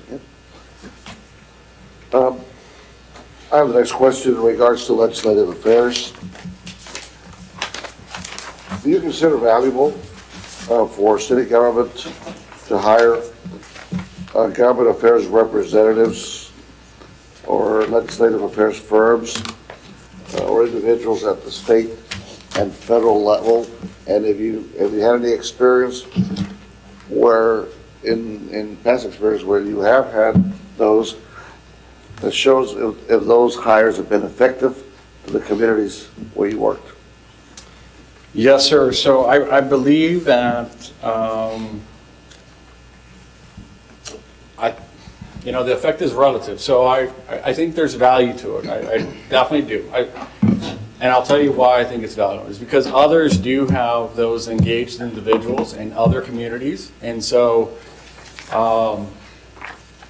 where you have a voice at the table or an ear up in DC or Austin is an opportunity that'll come back to our city. We've held a liaison, a lobbyist firm in Austin for good many years, and DC as well. I think we do get value out of it. I can tell you we see, obviously because it's just more intimate and close, the Austin side, with Ms. McWilliams. We've seen each other out there, run into each other when we're doing some work out there. But I think because what happens too is that if an opportunity in a certain space, in a certain meeting where we're not available and these individuals are, they're vicariously there for us. So they can report back to say, this is what we're looking at. Current conditions, I'll give you an example. Current conditions in Washington today, we do have Aiken Gump. Aiken Gump has been working on and been able to be around the table to hear at least and report back discussions. Have they been able to affect change at this point? Not necessarily, but what they have been able to do is at least provide us the information of the understanding of the mood and the feel, so when we go out there next week, we understand it better. And then we're working annually throughout. And so in all honesty, they're half of the equation, or the other half. And so if we haven't been using them effectively, that's probably where I would challenge us to say even more so. And I think that's perhaps where it lies more in. I think they've been there to engage, but we haven't been using that asset probably to the best potential that we can. We actually have a hired legislative liaison, not just our lobbyist, but a city employee in DC today. Most people don't know that. But do you see your role as a city manager, or do you see the city manager role to be the person that is engaged with these legislative affairs folks? Or who do you see? What do you think that should be? I think it is. I think that's one of the critical roles, because you need decision makers around the table as well. You want to provide your mayor and your council comfort in how they're able to give conversation and to be able to get qualified information back to them as they're sitting with individuals or given the background on it. Sure, we do have individuals, very smart individuals that we sometimes even send to assist and be a part of discussions out there. But I think that's one of the critical roles. That's to me, that would be one of the expectations of the new manager, is to be there. Yeah, thank you. Yes, sir. Robert, if you could, would you expand upon your management style and how it specifically relates to managing different members of the council, managing department heads, and managing your staff as well? And how, maybe you could cite examples of how you would handle decision conflicts between the different areas. Okay, so at a staff level, So I do engage with staff, obviously quite often. I believe that through discourse, better decisions can be made. There's should be ultimately one lead decision maker so that there's not a loss of communication. Luckily, just throw this out, that we've been able to work through some nuances recently. But as a manager myself with people, you need to have them engaged. They're part of your solution. And in all honesty, if you don't hear something different from them, you've got the wrong people working for you. And so what we've created, I think, we started to, and we've hired up good, smart folks to be able to do their job in their role. You know, projects will get managed. People don't get managed. Projects get managed. Leaders lead people. And so you need someone who will affect those individuals to be able to want to be a part of the process. And only through engagement and communication with them and to where they know they're a valued part in this are you going to be successful. When you've got different conflicts and there's obviously going to be, disagreements in ways of doing things. At the staff level, there's a professional discourse that can happen. And I've always had an open door policy. I'm pretty understanding. And if you know me for at least 5 minutes, you'll quickly understand me because I wear, who I am on my sleeve. And so people understand who I am. At a council level, it's a little bit different, right? So there's an understanding between the management side and the council level. And that's an interesting dynamic. Obviously we actually do have a former council member out there, so it's kind of odd to see, that, it's kind of weird where you would see that, right, in the type of engagement, because it brings back those memories of conjuring how you do that. The way this is provided for, and this is the way that it should happen, is that we provide information, qualified, good information, and opinions to the council.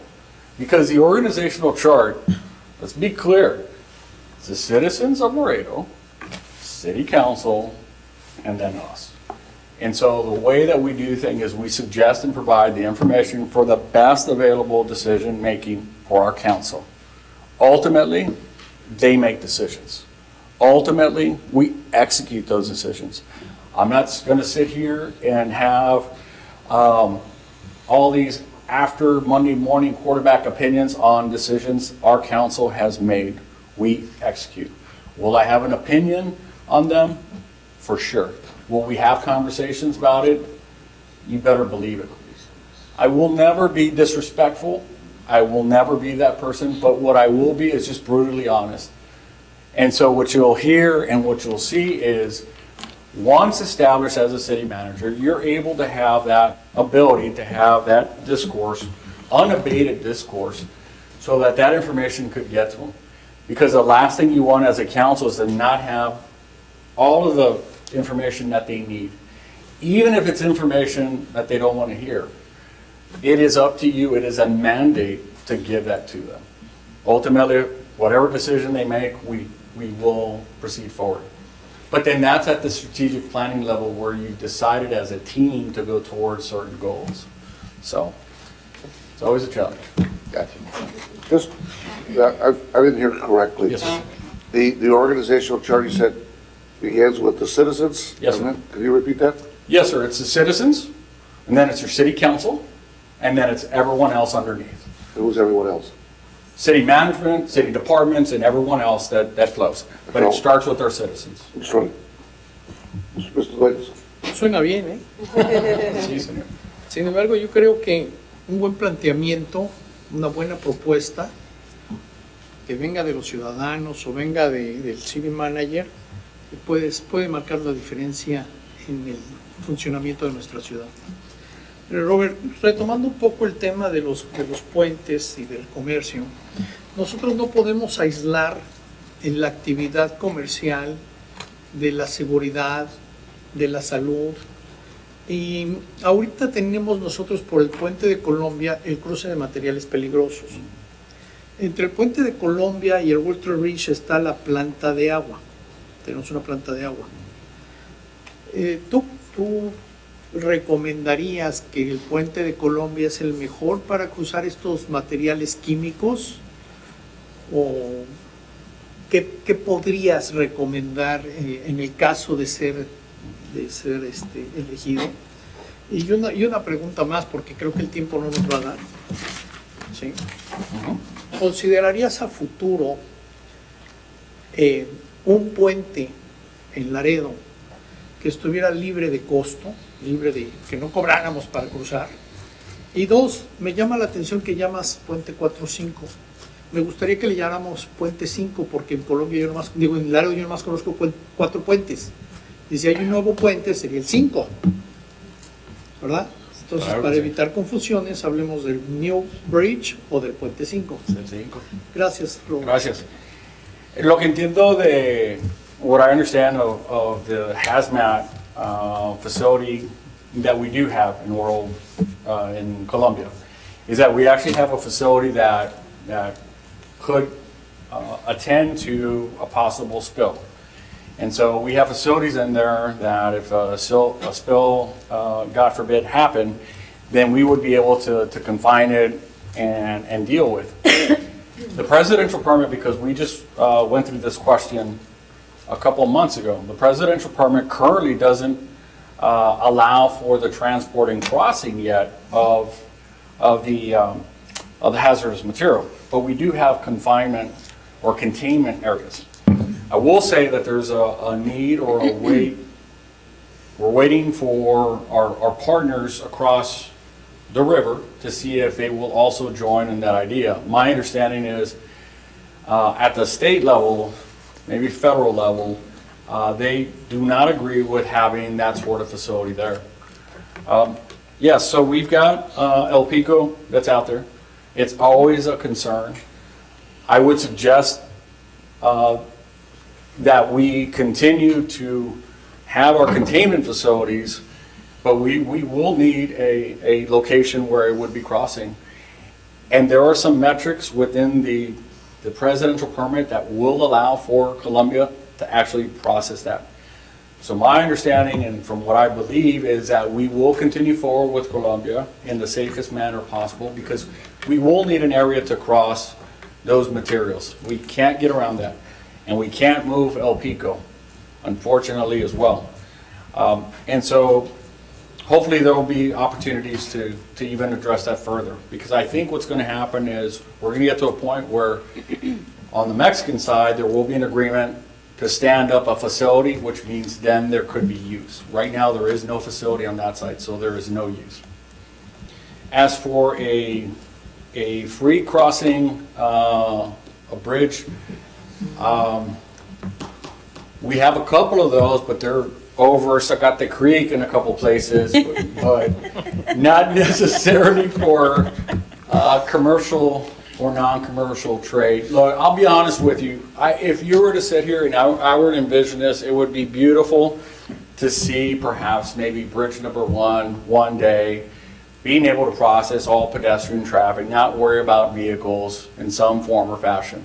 I think that'll lend itself for development on both sides, which is part of a bigger downtown redevelopment idea, right? But I'll tell you, it'd be difficult to see how you would have a bridge facility that you would not have some sort of cost. What may end up happening is maybe through a P3, there may be an opportunity for someone to see if that's quite possible. But outside of that, I still think we have the industry built up the way it is, and it's expanding, obviously. But I just don't see how we would be able to engage in. And I believe if I were to tell you today, if there's going to be another bridge, it's going to be bridge number 5. And we definitely will be charging at that bridge, I'll tell you today. So. ¿Te imaginas qué bonito sería cuando Texas pone el free taxas? Que ese fin de semana pusiéramos el free cruises de puente. Solamente para que tener más afluencia y más movimiento comercial. But esa parte, it could be a bigger picture of, again, I mean, just in the redevelopment, as I mentioned before.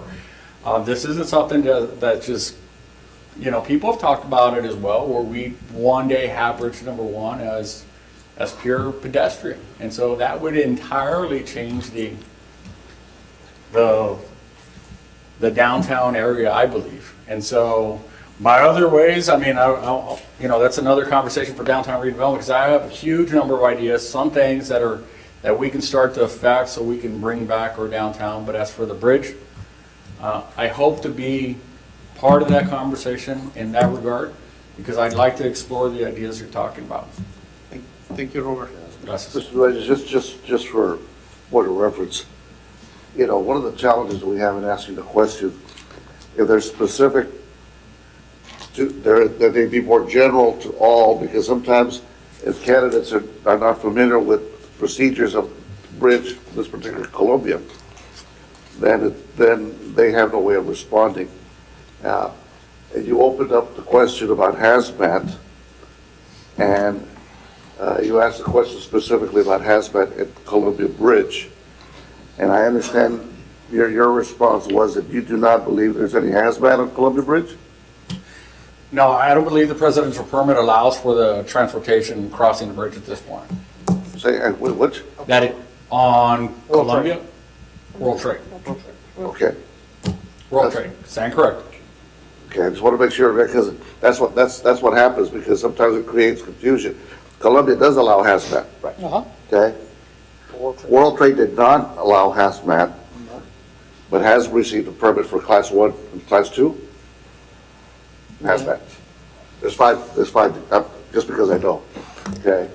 So, I just want to make sure that, point of clarification, that there's no, you know what's going on, not that you don't know what's going on. Appreciate that. Thank you, Joe. Mr. Lopez, I don't know, Mr. Lopez, you have a follow-up, please. No, I'm done. Thank you. Thank you. Thank you. Then Ms. Galo.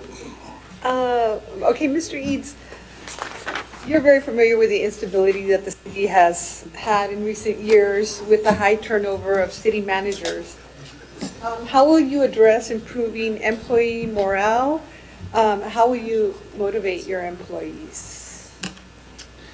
You know, I'll tell you honestly, I think we've already started that process. With or without the next manager, day one, we needed to install some confidence.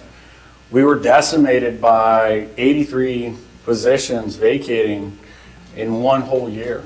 A lot of knowledge and talent went with it. And with that, a lot of questions came up that weren't ready to be answered, at least at that standpoint, because when you see a whole group leave, you as a city employee as well relied on perhaps a lot of that institutional knowledge. And so without having that, you feel almost naked. And so you feel a little lost. You don't have that direction. And so what, you know, at least when I came in, and I know my co-interim city manager believes the same, that's one of the first things we had to do, is stabilize the ship. Let's get some qualified people on board so that people can feel comfort in their own shoes, and then giving them the ability also to make decisions. In fact, we stepped it up to say, you're required to make decisions. And so we have very well-paid individuals that are very capable and smart. To us was a challenge to them to say, feel comfortable in your shoes. You're not always going to get them right, but you need to be a part of this process. Don't sit back and hope for things to change. You need to be a part of this conversation. I can tell you it's been a challenge not having the makeup that we had before. I can't address, you know, the issues with former managers, former councils. I can tell you today what's happening with me. I can tell you the way I've felt it and I've seen it. I think if what we've done is provide that ability for people to understand that we're we're in a good place and we're going to be in a better place. I can tell you it doesn't help, for what it's worth, to have that instability. I'll give you another one. We were this close to having that notated on our bond rating documents because our economy and our finances were pretty sound. The one thing we kept hearing was, y'all need to start making decisions in that standpoint. I'm not pressing that as anything I'm pushing, but when you ask about former management and turnover, that relative effect gets lost. People forget also other people see this. You know, candidates, we struggle. I can tell you today, even here, I would have loved to see 100 candidates myself for this position I'm vying for. Again, I live here. I want the very best for us too. And so that's why when we went out and we got those, we backfilled 12 department directors. Half of our directors were gone. We have about 24, 25 departments. 12 were vacant. You can't. I hate to interrupt you, but we do have 3 topics that we have to cover. We only got about less than 10 minutes, so I'd like to ask you Whether you're the chair, sir. of the 3 topics that remain, and that your answer be as brief as possible to those I will, 4 sir. questions. Mr. McMahon has a question in regards to the Thank question. you, Mr. Chair. Just the fiscal responsibility and budget. Hot economy, things are going great, but as everything goes up, everything must come down. So what experiences or plans can you share with us in dealing with sharp declines in revenues or unanticipated budget constraints? Right, so you deal with that in every community, in every city. It just looks differently for different reasons, right? So I've experienced that in Del Rio and Arizona. Budgets were compressed as well. They have a whole other set of issues themselves. Here locally today, we're experiencing that to some degree. The issues that we're dealing with right now are bridge related because the economy is hot. But the way that we plan, we work in a conservative space. I'm a conservative in that regard. And so what you'll get from me and what I've done in the past is work through conservative lenses to be able to provide those times when it is not hot and plan for that. In the event that it happens unanticipated, vessel devaluation, Eagle Ford Shale, global conflict, that's really what I'm looking for. What do you do in those cases? What have you done in the past during those times? So right now, so one quick example, we just instituted a hiring freeze. We tapped on the brakes because our bridge revenues aren't coming to the degree we need them to be. Sales tax numbers are there, but our bridge revenues aren't what we need them to be. So quick, effective change is how we work and put those into place. So just 2 weeks ago, we stopped all non-essential hiring, and that's the way it has to be because that is your hugest cost center is your employee. And so that's where you affect change, and that's where you make those changes. And immediately when it's happening. Okay. Quality of life, Mr. Eads, to pick your brain a bit more. So Laredo has long suffered from brain drain, with young people leaving and not coming back, or people here that gain experience and they don't stay. So what are, how would you work to keep local talent and make Laredo be a place where people would want to come and invest in? And another quality of life issue is the river. And how would you turn the page and begin a new chapter and vision for our river? So brain drain, glad you asked. I'm the shining example, I think, of just that. I left, I joined the service, I got educated, I worked in certain places, and I came back to my community to work. So work through with our young generation that is right now working through the system. Entrepreneurs, we need to nurture those relationships, which I think we're doing, and we need to expand. Like the Mile One idea, that needs to double, triple its size and scope. On the bridge side or on the river side, I think we need to embrace that as our core asset of our community. It's precisely why we're founded. because of that river. And so it's been weaponized, and I think that needs to be changed, starting from us here. And council's decisions, staff decisions, I think shows that, is that we want to protect what we believe to be our natural resource, and our core value of even who we are starts with that river. And so through protective measures, through planning, again, through our comp plan, has sustainable ideas in there that provides for those protections and that sort of development. We have a development right now that's right next to World Trade Bridge that wants to be developed. It's like 300 or 400 lots that wants to be right next to it. We've had this conversation, and I told you, I shouldn't say this as a city manager, but I would not want those rooftops to go up. And the reason is, I don't want those individuals sitting there next to World Trade Bridge sucking in the fumes. I don't think that's right on any level. And so we can find a space, we can work with the community somehow to live cohesively together. But to be able to put up rooftops right next to the world's largest inland port, I hesitate, and I've done that, and I think you've been in those spaces when I've done it. I'm going to allow the last question, Commissioner Garcia. And unfortunately, we only have 2 minutes. You know, so Mr. Garcia, please. He actually talked about it in somebody else's question, in answer. The Villa Laredo Comprehensive Plan was a citizen's intensive endeavor to that requires a scorecard. In a yearly progress report with each goal and the timeline where we're going to get there. Please give an example on your administration, how you're going to implement this strategic plan and how the progress is going to be communicated not only to the public but to the council. Perfect. Real quick, and I'll answer real fast. It's online currently today. We're scoring ourselves as we go, and also we're about to engage a third party to come out and oversee even to a different degree. Go online today to our website. We have it listed per project, our progress, and when we expect to be. But are they going to have a funding source to it? Yes, sir. Yes, sir. It has all the details, what percentage we've completed and what is still pending, and it's available today online. We're doing it already. Thank you. He had talked about somebody else's answer.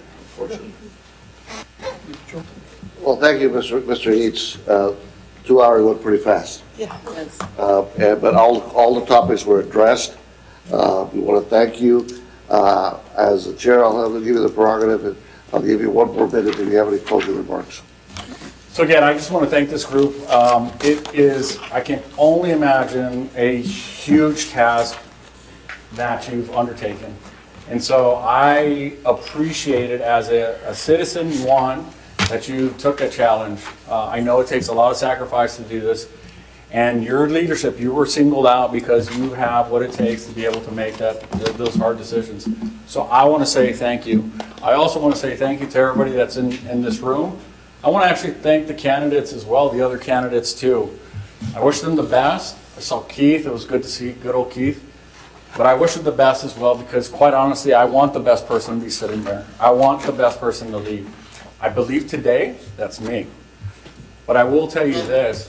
I'll always work in the best interest for my community, and I'll never be ashamed that I'm from here. And I'll be the card-carrying, flag-bearing person that will only do the right thing for our community moving forward. So I thank you very much for everything. Thank you, Mr. Eads. Thank you.